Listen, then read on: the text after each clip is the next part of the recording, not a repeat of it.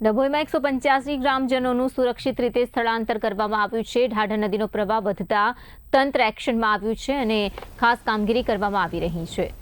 તો પાણીનો પ્રવાહને જોતા તકેદારીના ભાગરૂપે લોકોનું સ્થળાંતર કરવામાં આવ્યું છે। ડભોઈના 185 જેટલા ગ્રામજનોને સુરક્ષિત સ્થળ પર ખસેડવામાં આવ્યા છે।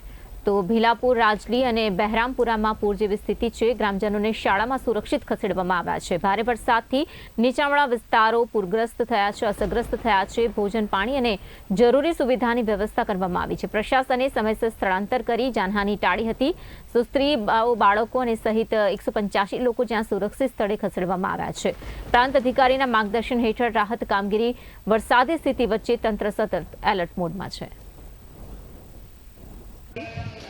દેવ ડેમમાંથી પાણી છોડવાના કારણે ઢાઢર નદીમાંથી પાણીના કારણે ગામમાં ઘણું પાણી ભરાઈ ગયું છે અને જે નીચાણવાળા વિસ્તાર છે એના ઘરમાં પાણી ભરાઈ ગયાથી લોકોને સ્થળાંતર સ્કૂલમાં કરવામાં આવ્યા છે અને એમને હાલ અત્યારે જમવાની વ્યવસ્થા